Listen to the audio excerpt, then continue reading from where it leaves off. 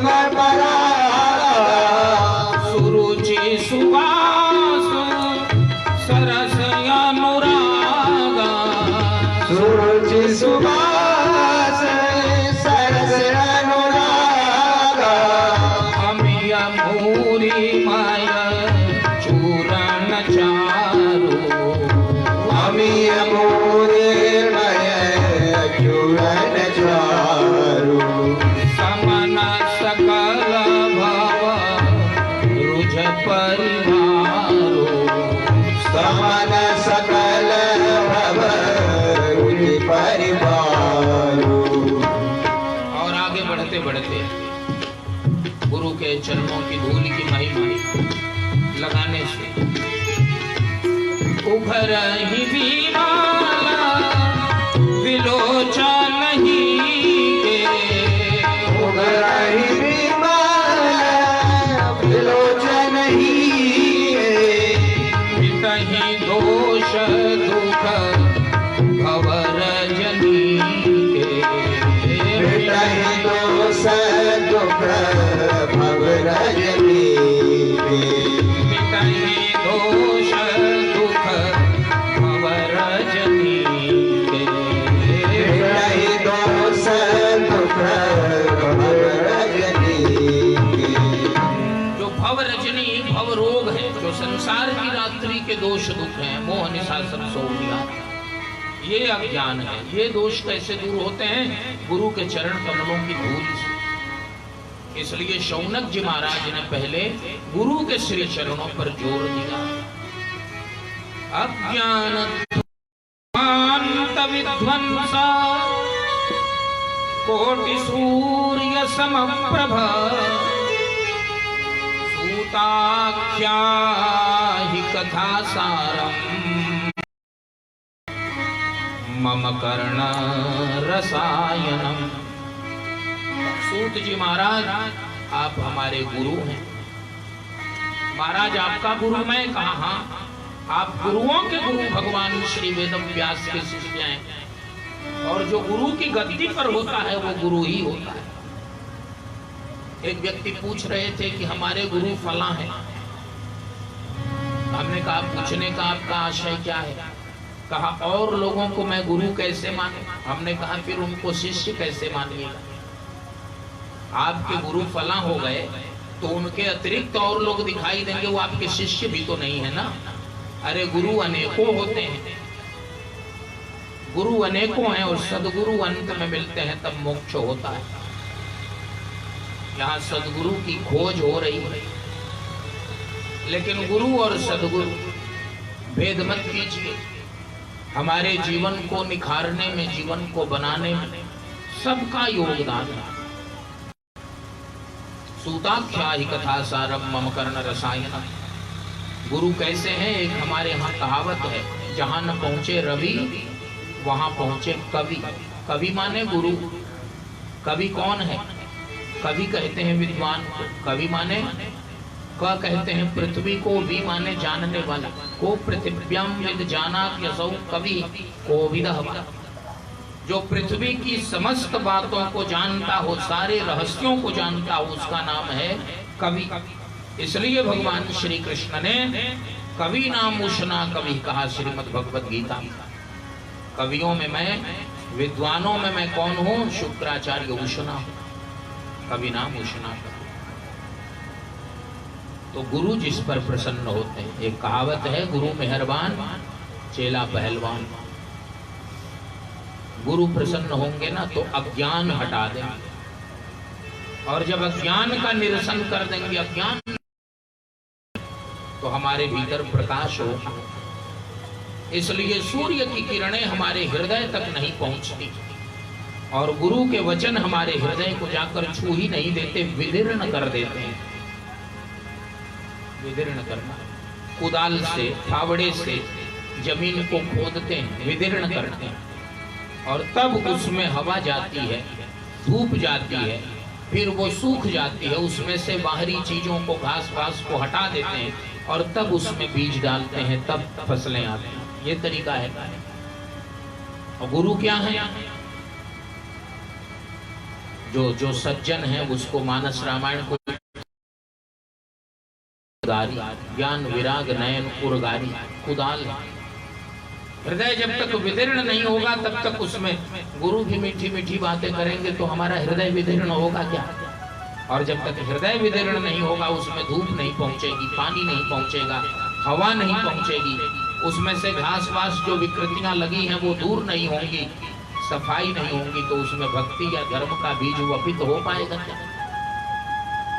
मर्मी सज्जन सुमति कुदारी ज्ञान विराग नयन उर्गारी। सज्जन सुमति कुदारी मर्म जानने वाला गुरु होता है, मर्म स्थानों को विद्ध देने वाला, बींधने वाला गुरु होता है।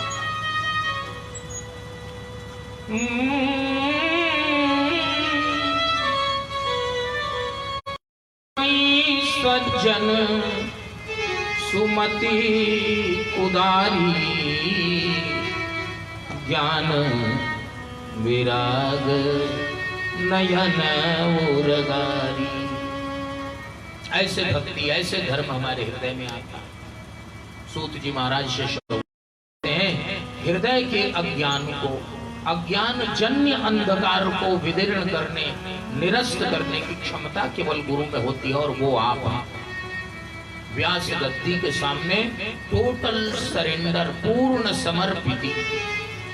ऐसा नहीं कि महाराज मैंने भागवत तो कई बार सुनी है, अब इस बार एक आपसे भी सुन ले, तब तो हो गया काम। अरे जिससे सुनो उससे पूर्ण सुनो, समर्पित होकर सुनो, नहीं सुनना है मत सुनो, आपकी मर्जी। लेकिन एक बात तय है, बिना सुने यहाँ से जाना संभव नहीं, और जब तक हम जाएंगे नहीं तब तक आते जाते रहेंगे, और यहाँ आना जाना और रहना तीनों बड़ा कठिन है।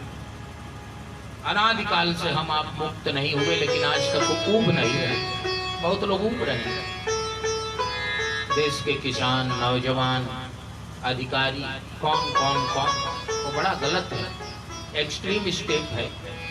जीवन से ऊब जाना, हार मानना, इशारे में ही कहूँ, लेकिन हम तो ऊब भी नहीं रहे।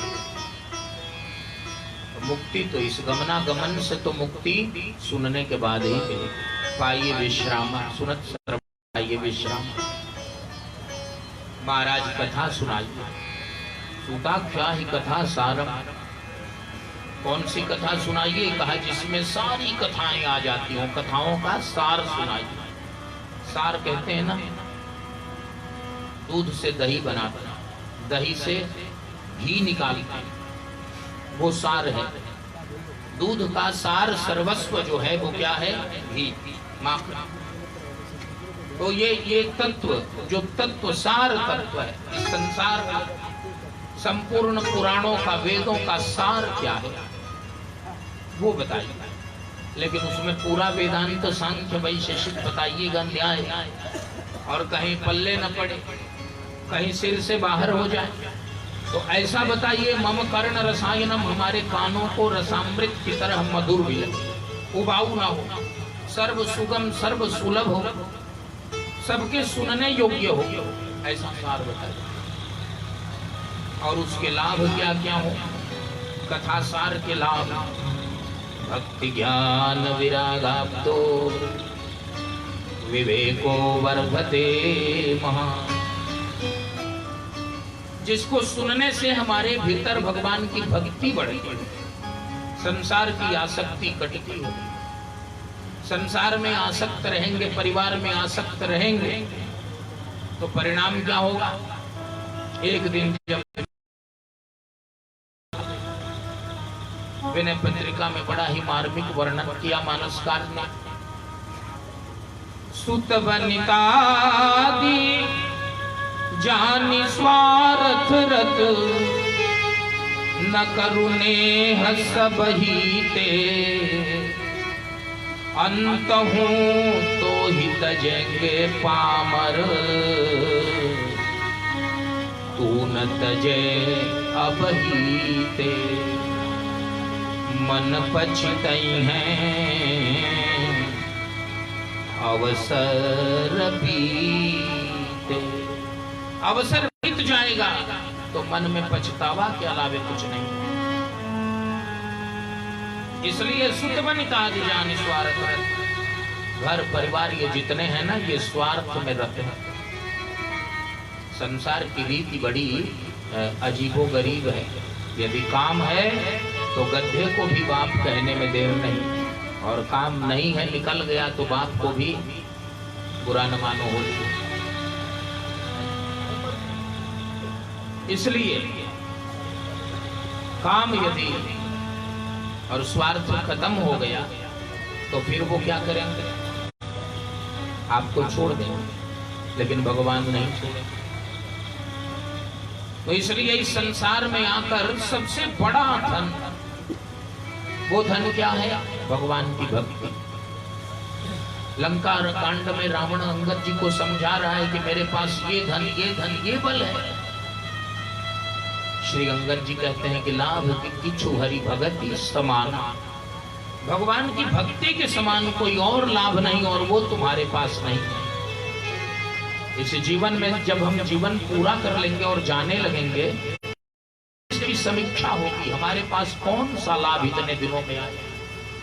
तो यदि भगवत भक्ति आ गई तब तो हमारा जीवन धन्य हो गया, और भगवान की भक्ति से हम दूर रहे तो इसका मतलब इस जीवन को हमने बेकार ही गंवाया।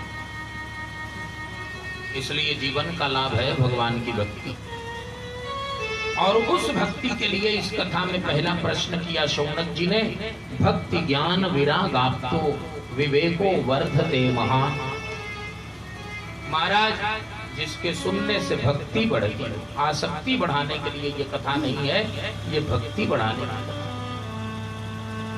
ज्ञान बढ़ता हो, अज्ञान बढ़े, मोह बढ़े, इसके लिए नहीं, ज्ञान बढ़ाने का।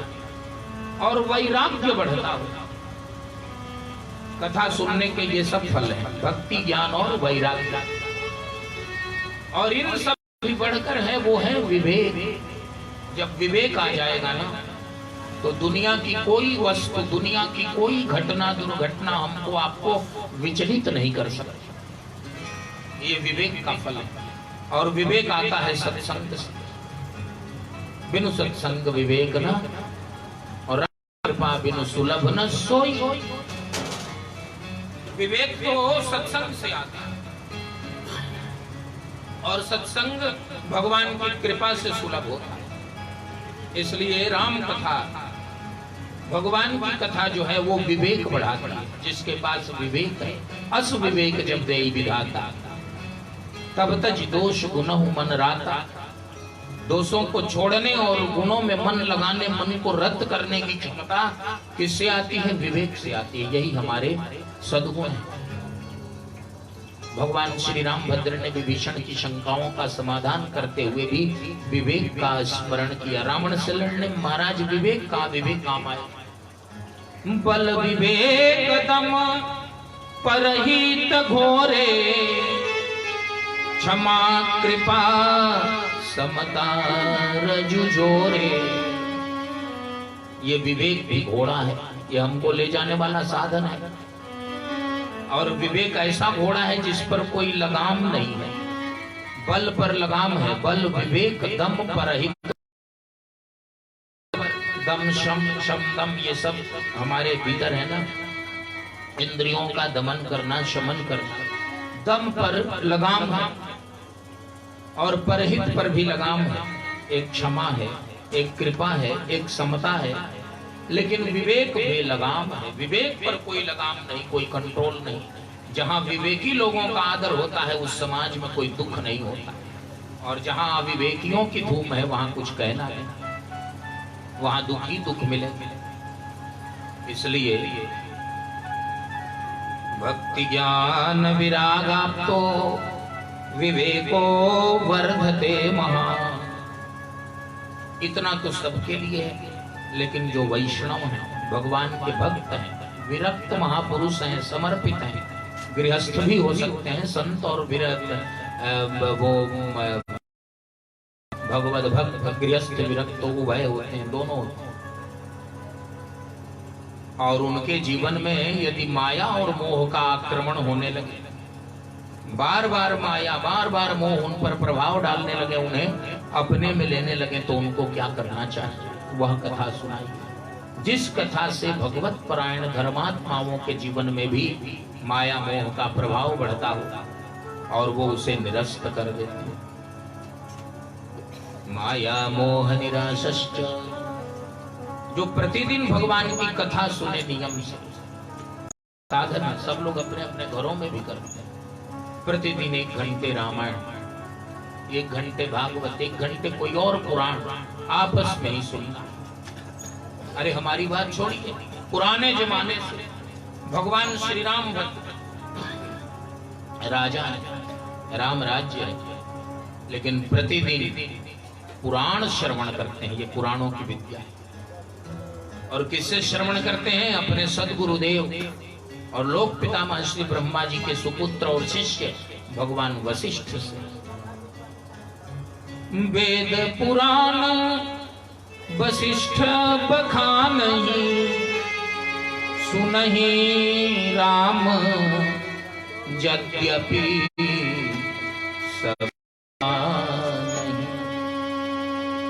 सब जानने के बावजूद राम जी प्रतिदिन वेद और पुराण सुनते हैं, क्योंकि कथा सुनने से विवेक आता है, और कथा सुनने से भक्ति बढ़ती है, ज्ञान बढ़ता है, वैराग्य बढ़ता है, और कथा सुनने से माया और मोह हमसे दूर रहते हैं। अब तो हम भिड़े हुए हैं नेट पर, न्यूज़पेपर पर, टेलीविजन पर, और उसके वेरियस जो भी जितने साधन हो सकते हैं उन पर, और बार बार डिस्टर्ब हैं। जितनी तेजी से दुर्घटनाएं देश को डिस्टर्ब कर रही है, उतनी तेजी से हम अपने सेंसिटिव मस्तिष्क को भी और आघात पहुंचा रहे हैं। लेकिन 1 घंटे कथा सुनिए, जीवन भर की व्यथा दूर हो जाएगी। प्रतिदिन की तो बात ही छोड़ी। तो माया मोह से वैष्णव लोग, भगवान के भक्त लोग किस प्रकार दूर हो सकते, वह कथा सुनाई। कथा व्यथा नहीं है, व्यथा दूर करने वाली कथा। 10 मिनट सुनी और यदि भगवान के प्रति कोई लगाव नहीं हुआ, रुझान नहीं हुआ, रुचि उत्पन्न नहीं हुई, तो एक बार संदेह की बात है कि कथा हमने सुनी कि नहीं। कथा सुनेंगे तो भगवान के बारे में अवश्य उत्पन्न हो। यह घोरे कलौ प्रायो जीवश्चासुरतांगतः, क्लेशाक्रांतस्य तस्यैव शोधने किं परायणम्।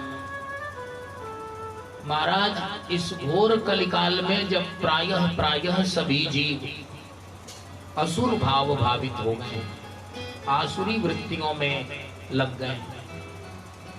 असुर कहते हैं ना, 2 प्रकार की बुद्धि है, 2 प्रकार के लोग होते हैं। पूरी सृष्टि को 2 भागों में बांटा है। दैवी माने देवताओं की सृष्टि। कुछ लोग स्वभाव से ही देवता हैं, उनके नजदीक जाइए तो आपको शांति मिलेगी, आपके हित, आपके उपकार के लिए वे प्रयास करते हैं। और कुछ लोग जो हैं वे स्वभाव से ही असुर हैं, वो दूर से दिख जाएं तो हम थर्रा जाएंगे, कांप जाएंगे। यह घोरे कलौ प्रायो जीवश्चासुरतां।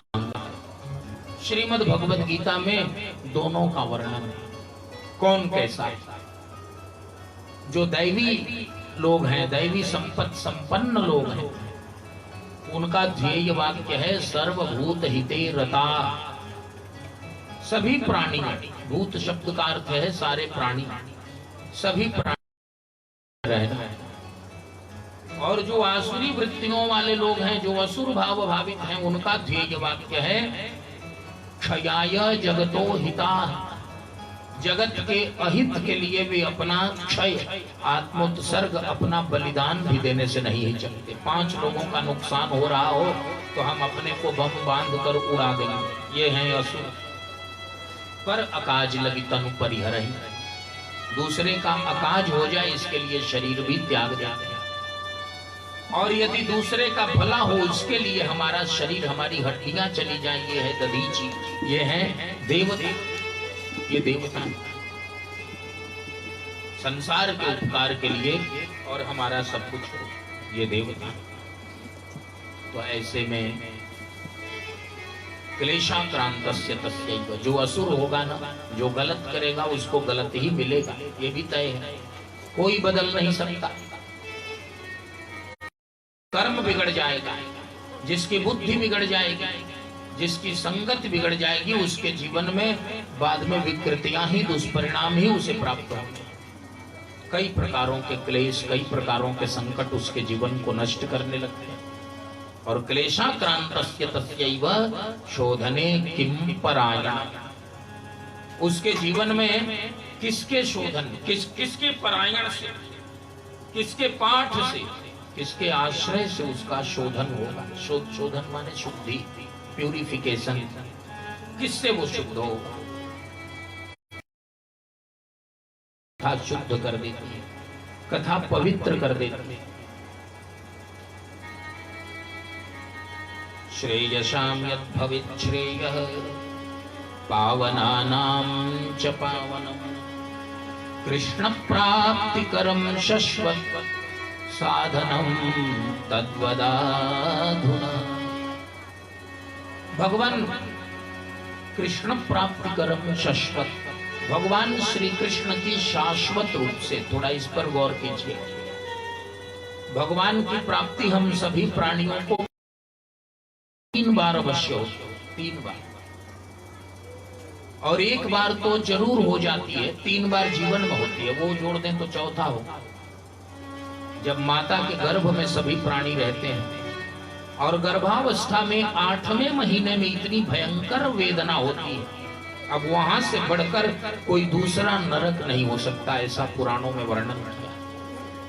और वहां जब हम छटपटाने लगते हैं, अब प्राण जाने को होते हैं, उस समय हम भगवान को पुकारते हैं और भगवान वहां आकर दर्शन ही नहीं देते, संभालते हैं, हमें बचाते हैं, हमारे जीवन की रक्षा करते, नहीं तो हम वहीं खत्म हो जाते। इतनी जहर है वहां, इतना विष है, इतनी यातनाएं हैं कि हम वहीं टूट गए हो। पुराणों में विस्तार से लिखा है। लेकिन भगवान 8वें महीने में जब प्राणी रहता है माता के गर्भ में, तो भगवान आकर उसे दर्शन देते, और दर्शन देने के बाद उसके जीवन को शुद्ध करते हैं। और जीवन में 3 बार समस्याएं कम से कम आती ही आती हैं, 1 बार नहीं, 3 बार भयंकर आपत्तियां आती हैं, जानलेवा। और उन 3 समयों में भगवान या भगवान की कृपा प्रत्यक्ष मिलती है, तभी हम बचते हैं। सबके जीवन, सब अपना अनुभव करेंगे तो पता चलेगा कि फला स्थान में, फला दुख में, फला संकट में यदि कोई बाहरी सहायता नहीं आई होती, अनएक्सपेक्टेड, अनपेक्षित, कोई अपेक्षा नहीं थी, और वह सहायता आ गई, ऐन मौके पर आ गई और हम बच गए, तो ये होता है। इसलिए कृष्ण प्राप्ति करम शाश्वत साधनम तद्वदाधुना। 3 बार भगवान मिले हैं, 4 बार मिले हैं, गर्भ वाली बात जोड़ दें तो, लेकिन उसके बाद भी आज तक बार बार मिलने वाली बात खत्म हो गई। जिन लोगों से नहीं मिलना चाहिए उनसे हम बार बार मिल रहे हैं। और जो भगवान, जब संकट आता है तो संकटों के आने के पहले भगवान आ जाते हैं और हमारी रक्षा करते हैं। और उन भगवान से आज तक शाश्वत माने परमानेंट प्राप्ति उनकी नहीं हुई, टेम्पररली तो वो मिलते रहे। कैसे भगवान शाश्वत मिलेंगे, परमानेंट मिल जाएंगे? और इतने प्रश्न करने के बाद शौनक जी महाराज ने फिर एक सिद्धांत रखा, चिंतामणिर्लोक सुखम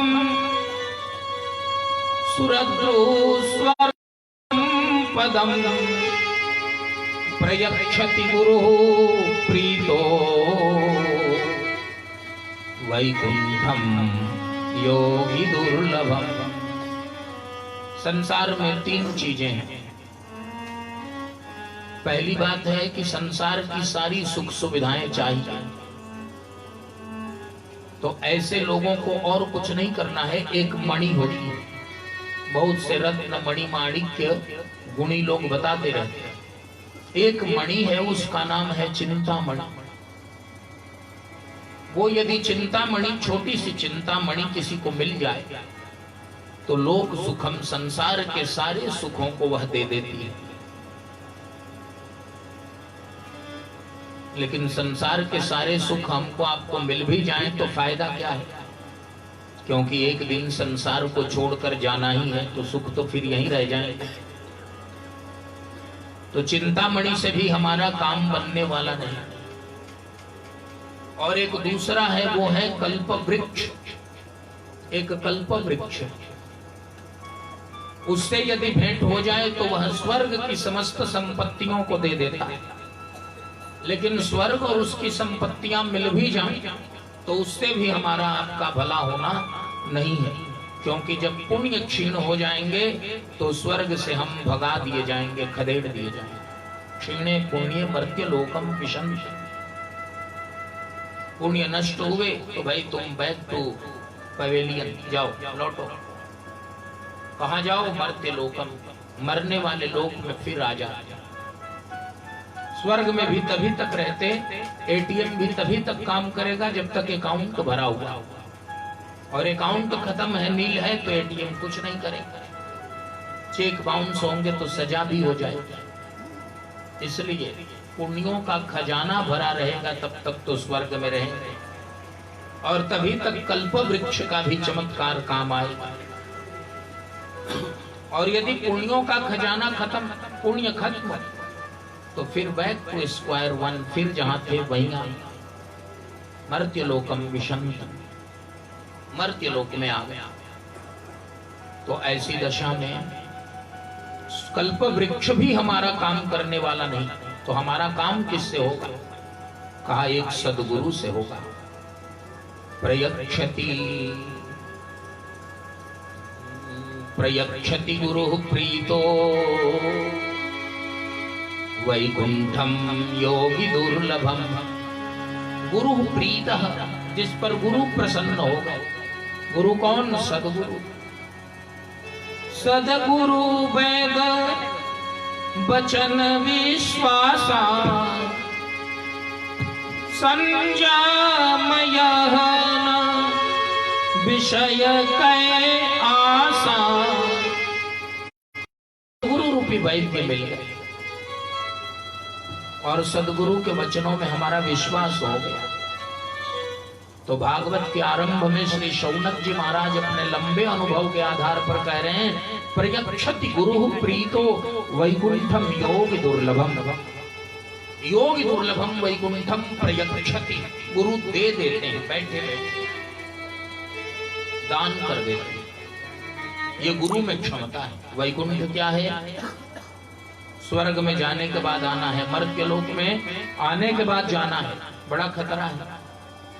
लेकिन वैकुंठ क्या है? जहां जाने के बाद आना नहीं, आना जाना जहां बंद हो जाता है। श्रीमद् भगवत गीता में 2 बार भगवान ने वैकुंठ का परिचय दिया, एक बार 8वें अध्याय में और एक बार 15वें अध्याय। एक बार कहते हैं यम प्राप्य न निवर्तन्ते तद्धाम परमं मम, और दूसरी बार कहते हैं यद गत्वा न निवर्तन्ते तद्धाम परमं मम। जहां जाने के बाद, जिसे पाने के बाद फिर लौटना नहीं होता, वही मेरा धाम है। एक बार जब जीव भगवान के सम्मुख हो जाता है और कथा भगवान के सम्मुख कर देता है, और एक बार सम्मुख हो गया तो मम दर्शन फल परम अनुपा। मम दर्शन फल परम अनुपा। मम दर्शन फल परम अनुपा। मम दर्शन फल परम अनुपा। जीव पाव निज सहज स्वरूपा। जीव पावन जय सहज स्वरूपा। जीव पाव निज सहज जीव पावन जय सहज स्वरूपा।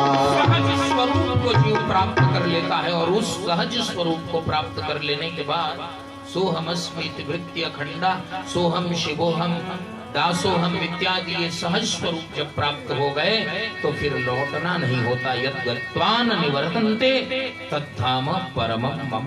और वह वैकुंठ कितना कठिन है, कहा योगी दुर्लभम।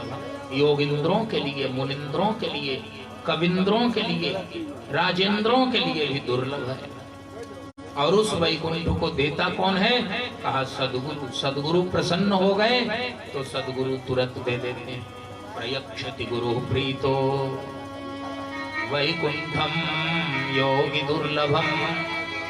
सूत जी के श्री चरणों में शौनक आदि परम ऋषियों ने प्रार्थना की, भगवान आप सदगुरु हैं, आप यदि प्रसन्न हो जाएंगे तो वैकुंठम योगी दुर्लभम, आप वैकुंठ दे देंगे। योगिंद्रों के लिए भी दुर्लभ वैकुंठ आप यहाँ बैठे बैठे दे देंगे।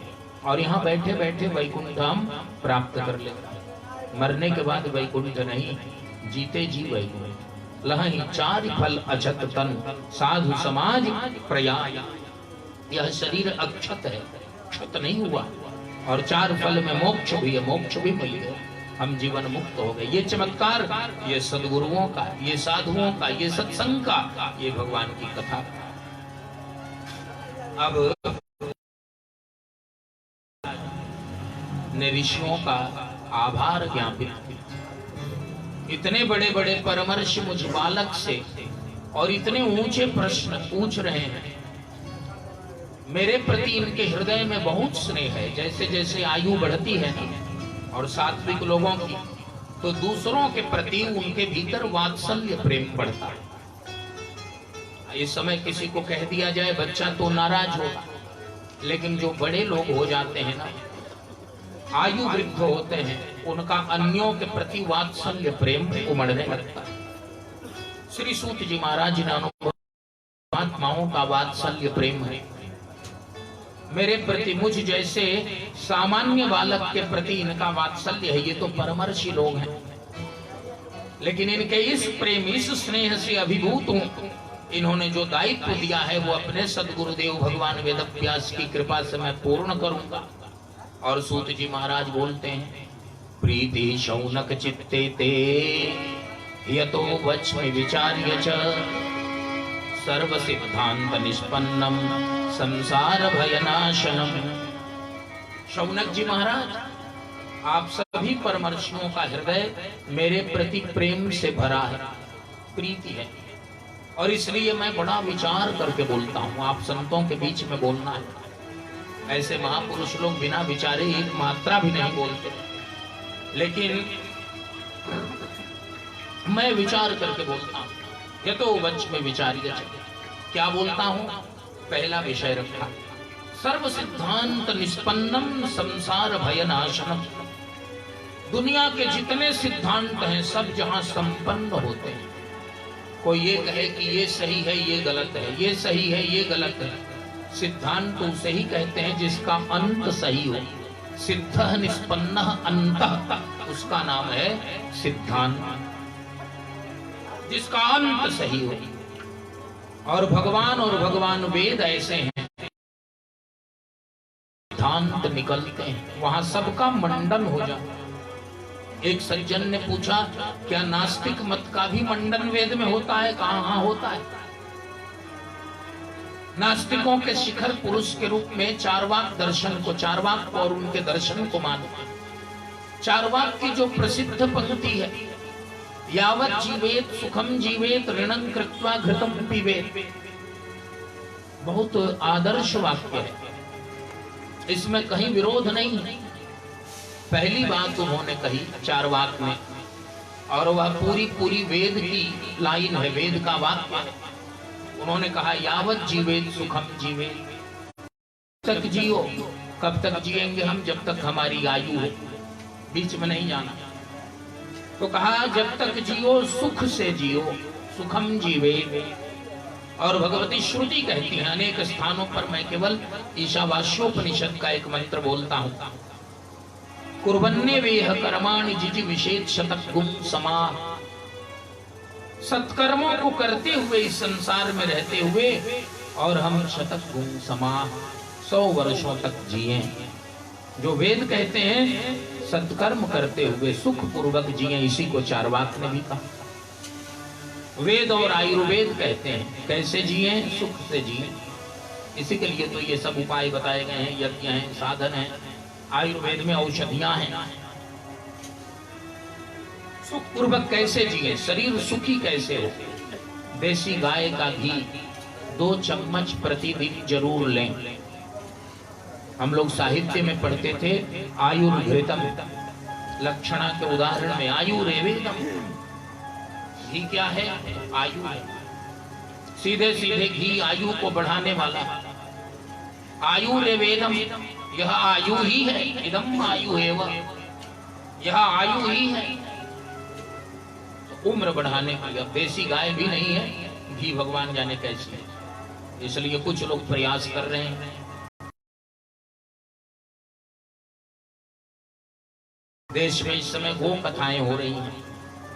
गो माता के भक्त हैं। कलिकाल जैसे नष्ट कर रहा है, वैसे आने वाले सतयुग की सामग्री भी तैयार हो रही है। पैरेलल, युगपथ, एक साथ, सेम टाइम, एक ही समय में कलयुग ध्वस्त कर रहा है और सतयुग अपनी सामग्री तैयार कर रहा है। ये जाएगा वो आएगा।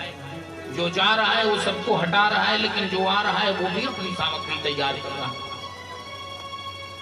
20-25 वर्ष पहले मैं देखता था देहातों में जाने पर गाय और बैल के दर्शन जरूर हो। अब कम हो गए, बहुत जगह नहीं भी। ट्रैक्टर, थ्रेशर, हार्वेस्टर, कई मशीनें दिखती हैं, लेकिन गाय और वृषभ नहीं दिखना चाहिए। तो ऐसे चार्वाक ने दूसरा सिद्धांत कहा, ऋणं कृत्वा घृतम पिबे, है ना। क्या कहा? ऋण लेना। ऋण लेना शास्त्र सम्मत है। गरुड़ पुराण में विस्तार से बताया है कि ऋण लेकर न देने का दोष क्या होगा। मतलब क्या हुआ? ऋण किस लिए लेते हैं? देने के लिए। यदि लेन देन न हो, यदि हम आपसे, आप हमसे ऋण इत्यादि न लें तो कैसे रहेंगे? एक समय सबके पास सारे साधन नहीं रहे, इसलिए ऋण लेना भी शास्त्र सम्मत है। चार्वाक ने ये नहीं कहा कि ऋण नहीं किसी का छीन लो, छीनने का नहीं कहा, लूटने का नहीं कहा। कहा क्या? ऋण लेने का। ऋणं कृत्वा घृतम पिबे। और ऋण लेकर क्या करो? जो चीजें बिहार में बंद हो गई, जो और गड़बड़ चीजें हैं, धूम्रपान इत्यादि, वो सब मत पियो। क्या पियो? घी पियो। बिना घी के हमारे यहाँ यज्ञ नहीं हो सकता। अरे भाई, तो चार्वाक ने जीवन का दर्शन दिया ना। सुख पूर्वक जीना वैदिक सिद्धांत है। जरूरत पड़े तो ऋण लेना फिर लौटा देना वैदिक सिद्धांत है।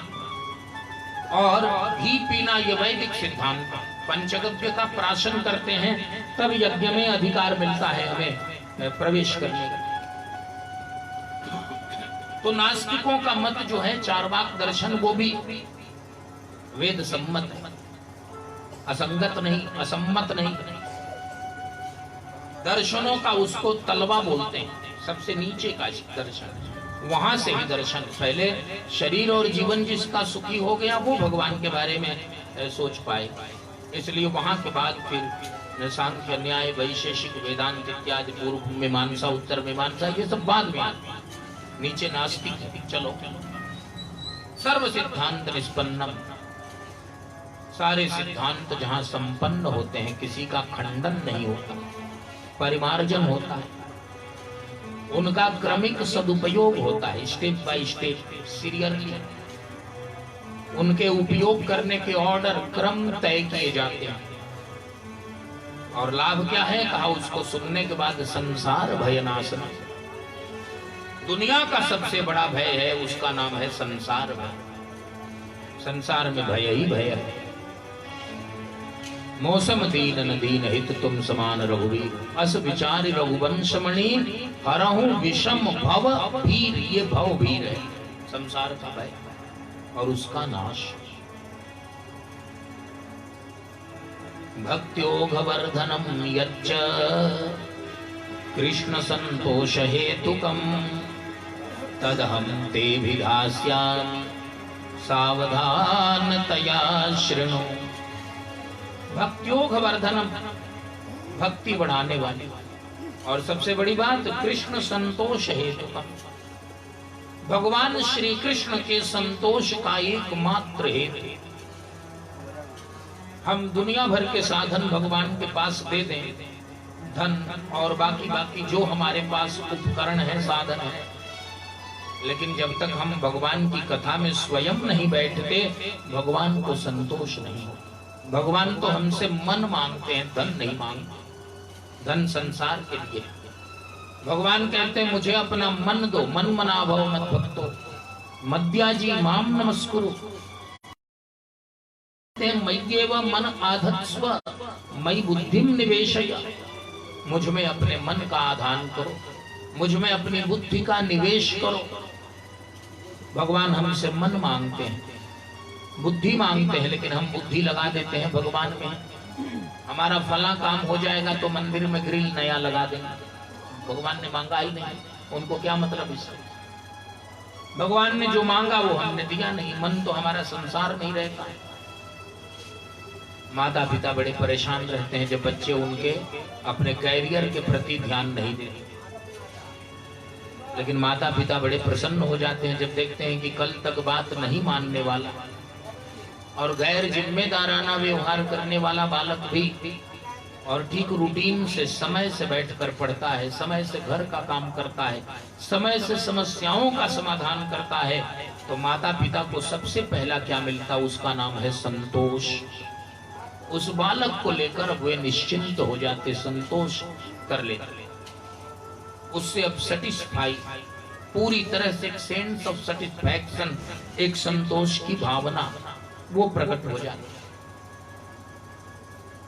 उसी तरह भगवान ने 84 लाख योनियों में घूमते हुए हम प्राणियों को मनुष्य शरीर दिया, लेकिन मनुष्य शरीर मिलने के बाद फिर हम कहीं और लग गए, किसी और के हो गए, उनके नहीं हुए।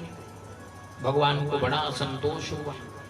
मनुष्य शरीर से बात नहीं बनी तो मनुष्य समाज दिया, और मनुष्य समाज देकर, नर समाज देकर चेतावनी दी, जो न तरे भव सागर नर समाज अस पाई, सो कृत निंदक मंदमती आत्मा हन गति जाय। अब नर समाज हो गया, चार दीवारी है उसमें, एक तरफ संत है, एक तरफ शास्त्र है, एक तरफ देवता है और एक तरफ गुरु है। चारों ओर घिर गए, न इधर से निकल सकते न उधर से। इसके बाद भी हम निकल जाते, तो भगवान ने क्या किया, भगवान ने और कृपा की। राम कृपा बिनु सुलभ न सोई। भगवान ने सत्संग दिया, लेकिन उस सत्संग में गए तो वहां भी हमें नींद आ गई, जाते ही नींद जुड़ाई हुई। यदि नींद से बच गए, आप लोगों को मैं देख नहीं पा रहा हूं, इसलिए आप लोग अपने पर मत लीजिए। लाइट मेरे सामने बहुत तेज है, इसलिए मैं आप लोगों को नहीं कह रहा हूं। आप लोग सो भी रहे होंगे तो कोई गड़बड़ नहीं, सोना कोई खराब भी नहीं। इसी बहाने यदि कुछ देर बढ़िया नींद आ जाए तो सोना भी चाहिए, क्या बुरा है। लेकिन सत्संग जब मिलता है ना, जो करी कष्ट जाई पुनि कोई, जाता ही नींद जुड़ाई होई। नींद आने लगती, जम्भाई आने लगती, सत्संग का लाभ नहीं दे पाते।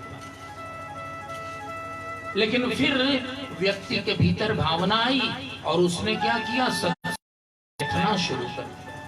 नींद आए तो आए, लेकिन हम बैठेंगे अवश्य। और जब बैठना शुरू किया तो भगवान को संतोष हो गया। भक्त्योग वर्धनम यच्च कृष्ण संतोष हेतुकम, कृष्ण का संतोष बढ़ा। अब इससे हम मुक्त हो गए। अब इसको लेकर कोई चिंता करने की आवश्यकता नहीं। यह अपनी जगह पर पहुंच गया। जो सत्संग में बैठने लगा वह वैकुंठ में बैठने का अधिकारी हो जाता है। इतनी ऊंची महिमा इसलिए सूत जी महाराज कहते हैं तदहम ते विधास्यामि सावधानतया शृणु। महात्माओं, शौनकादि परमर्षियों, संतों, मैं उसे ही कह रहा हूं, आप लोग सावधानी के साथ सुनिए। संत तो स्वयं सावधान होते हैं, लेकिन श्रोता संत हैं, महापुरुष हैं। कहीं ये न सोच ले कि बालक बोल रहा है, चलो बच्चे की बात क्या सोचनी है, और कहीं असावधान हो गए तो गड़बड़ हो जाता है। इसलिए सावधान तया शृणु। सावधान मानद मदहीना, ये संतों के लक्षण है। और सूत जी महाराज कहते हैं सावधानी के साथ सुनिए। दुनिया में एक सर्प है, काला सर्प। काला सर्प भयंकर होता है और वह सभी प्राणियों को डसता है। एक बार नहीं डसता, बार बार डसता है। सर्पदंश किसी को दुर्भाग्य से या दुर्योग से हो जाता है तो हमारे यहाँ सबसे पहले जांच करने के लिए उसको वास्तव में सर्प का विष उसके शरीर में आया है कि नहीं आया है, काली मिर्च लेते हैं। काली मिर्च तीखी होती है, लेकिन जिसको सर्पदंश हो जाएगा ना, उसको काली मिर्च तीखी नहीं लगेगी। इतना भी दे दीजिए तो मजे से खा जाएगा। इसका मतलब क्या हुआ? शरीर में विष आ गया है, तीखी चीज भी मीठी लग रही है। अब ये नश्वर संसार हमारे आपके सबके सामने दिखाई दे रहा है कि यहाँ कुछ है नहीं, और जिसका था वो यहाँ नहीं है, तो हम कब तक रहेंगे कोई ठिकाना नहीं है। लेकिन फिर भी हम मानने वाले नहीं। इस नश्वर संसार को ही हमने अपना मान, अपनी जगह मान लिया। और परिणाम क्या हुआ? ये परिणाम है कि सर्प ने, काले सर्प ने हमें डस लिया। जो नेचुरल चीजों को बदल दिया। हमारा जन्म हुआ था, हम छोटे थे, हमारे बाल काले थे, सर्प ने डस लिया, ये उजले हो गए। अभी समय समझदार लोग हैं, डसे हुए सर्प को भी, उसको भी एक बार सिखा देते हैं। वो उजला करता है, ये काले करते हैं, लेकिन उसका किया हुआ वो रहता है ना, दिखता है ना। ये कौन सा सर्प है? जब हमारा जन्म हुआ धीरे धीरे दांत आने लगे, और जब सर्प ने डस लिया धीरे धीरे वो दांत समाप्त हो गए। नए दांत, कृत्रिम दांत लगवा लिया। लेकिन अलग बात, एक व्यक्ति ने कहा 90 साल के एक व्यक्ति से कि आपके तो अभी 3200 दांत सुरक्षित हैं। तो उसने कहा इतने सुरक्षित हैं कि मैं चाहूं तो निकाल कर आपको भी दे दूंगा, और दोनों हाथों से निकाल दिया। कृत्रिम है, कृत्रिम है, माने जो ओरिजिनल थे उसे काल ने खत्म कर दिया। ये काल ही काला सर्प। काल दंड गही काहुन मारा, हरई धर्म बल बुद्धि विचारा। धर्म बल बुद्धि और विचार, इसका हरण कर लेता है काल, और वही काल काला सर्प है। काल व्याल मुख ग्रास, त्रास निर्नाश हेतवे। सबके मन में यह भय है कि वह काल, वह मृत्यु, वह काल का देवता, वह काल रूपी सर्प हमारे पास न आए। सबको भय है, हमें अस्पतालों के चक्कर न लगाने पड़े, हमें आईसीयू में भर्ती न होना पड़े। महाराज ये बचेगा कैसे? टेंशन वाला काम कीजिएगा तो कहां जाएगा? इसलिए घंटे 2 घंटे सत्संग कीजिए।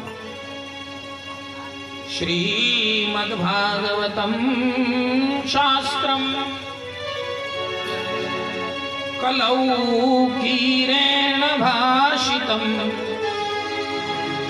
उससे बचने के लिए श्रीमद्भागवत शास्त्र को, शास्त्र कहते हैं जो शासन करता है। संविधान का शासन हमारे देश में है, वैसे ही हमारे शरीर पर, इस ब्रह्मांड पर, विश्व पर शास्त्र का शासन है। शासनम करोतु शासनात् संशनात् असौ शास्त्र। जो शासन करता है उसका नाम, अनुशासन करता है उसका नाम शास्त्र है। तो श्रीमद्भागवतम शास्त्रम कलौ कीरेण भाषितम। इस कलयुग में विशेषकर कीरेण शुकेन, कीर कहते हैं तोता को। महाराज तोता ने क्यों कहा? कहा तोता जैसा गुरुमुख से सुनता है वैसा ही बोलता है। तोता अपने से जोड़ता नहीं, अपना स्वर नहीं लगाता, जैसा उसने सुना वैसा ज्यों की त्यों बोल देता। महाराज वह कथा सुनाई तो सूत जी महाराज कहते हैं उस कथा के भी सुनने में और समस्याएं हैं। कैसी समस्या है? ये तस्माद् परम किंचन मनः शुद्ध्यै न विद्यते जन्मांतरे भवेत् पुण्यम तदा भागवतम लभे। जब तक मन की शुद्धि नहीं होती, और मन शुद्ध कैसे होगा? जब पुण्यों की प्रचुरता हो, प्रगल्भता हो। जन्मांतरे भवेत् पुण्यम तदा भागवतम लभे। जन्म जन्मांतरों के पुण्य जब इकट्ठे होते हैं, पुण्य दो प्रकार के हैं। एक पुण्य जो है ना, वो है समर्जित पुण्य। भाग्योदयेन बहुजन्म समर्जितेन सत्संगमं च लभते पुरुषो यदा वै। समर्जितेन सम्यक् प्रकारेण अर्जितेन पुण्येन भाग्योदयेन सत्संगमं लभते यदा। सम्यक प्रकार से अर्जित एकादशी किया, व्रत किया, उपवास किया, आचार विचार की, संतों की सेवा की, माता पिता की सेवा की, धर्म का पालन किया, और उसके परिणाम स्वरूप जो पुण्य हुए, और उन पुण्यों के इकट्ठा होने से जो भाग्योदय होता है, उससे सत्संग की प्राप्ति। भाग्योदय माने राजा बन जाना नहीं, ये भाग्योदय नहीं है। भाग्योदय है सत्संग की प्राप्ति। पुण्य पुंज बिनु मिलहि न संता, सत्संगति संसृति कर अंता। एक बार सत्संग मिल गया तो संसृति चक्र का अंत हो जाता है, आना जाना बंद। कोई चिंता नहीं। अब वैकुंठ, वैकुंठ देने की क्षमता सत्संग में। और दूसरा पुण्य है, वो है फोकट का पुण्य। समर्जित पुण्य में तो तपस्या है, कई जन्मों का थोड़ा थोड़ा पुण्य जब इकट्ठा होता है तो भागवत ऐसे होते हैं।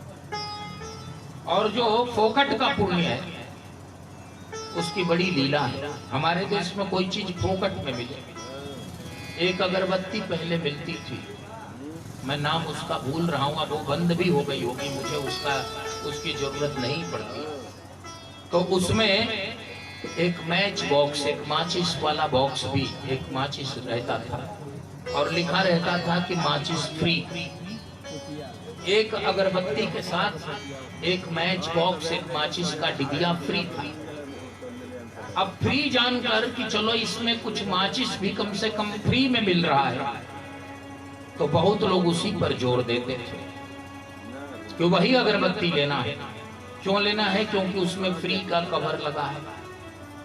अगरबत्ती के डिब्बे में ही माचिस के डिब्बे का भी दाम जोड़ लिया, लेकिन ऊपर लिख दिया कि माचिस फ्री।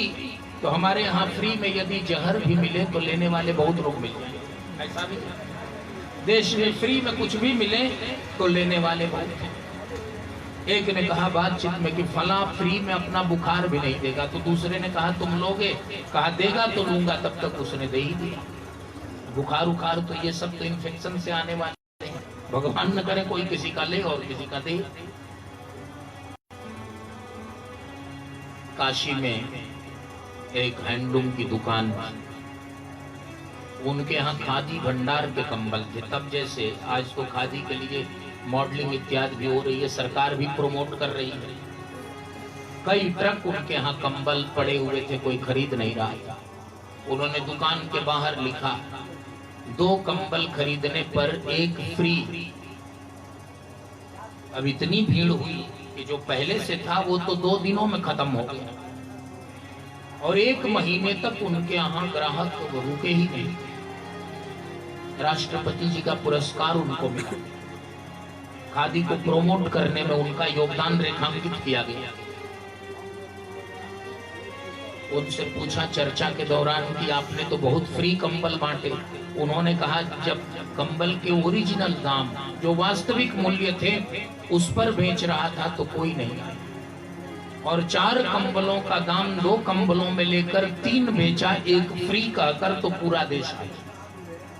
फ्री में लेने की ये हमारे यहाँ बीमारी है, एक मानसिकता मनोवृत्ति है, फ्री में जो मिले वो लेंगे। तो इसलिए एक व्यक्ति ने, एक आयोजक ने, बड़ा चतुर था, इतना सुना तो कहा कि आगे से कथा होगी लेकिन संगीत फ्री। संगीत वाले बड़े परेशान हुए। हमने कहा कि वो बात संगीत फ्री नहीं होगी, घबराइए नहीं। इस समय यही है, उनको फ्री में कुछ न कुछ चाहिए। तो आपने माइक लगा दिया, किसी ने कथा सुनी, उसके कानों में राम श्याम, कोई उस समय उसकी भावना जो हो, लेकिन ये शब्द सुनने, एकाध श्लोक सुन लिया, एकाध चौपाइयां सुन ली, उसका प्रचुर पुण्य होता है, बहुत फल होता है। पुराणों में एक कथा है, एक गांव में एक व्यक्ति था, उसका नाम था सोमदत्त। भगवान का घोर विरोधी था, नास्तिक था। उस गांव में भगवान शिव का मंदिर था। अब वो शिव जी से और ज्यादा चिढ़ता था। कभी कभी शिव जी से चिढ़ने वाले लोग भी भगवान शिव के आश्रय में रहते हैं। बात में बात आ रही है, काशी में एक व्यक्ति था, उसका नाम था कर्ण घंटा। कानों में उसने घंटियां बंधवा रखी। ये कितने मुलायम है, इस पर यदि घंटियां बंधवाई जाए तो कितना भार पड़ेगा।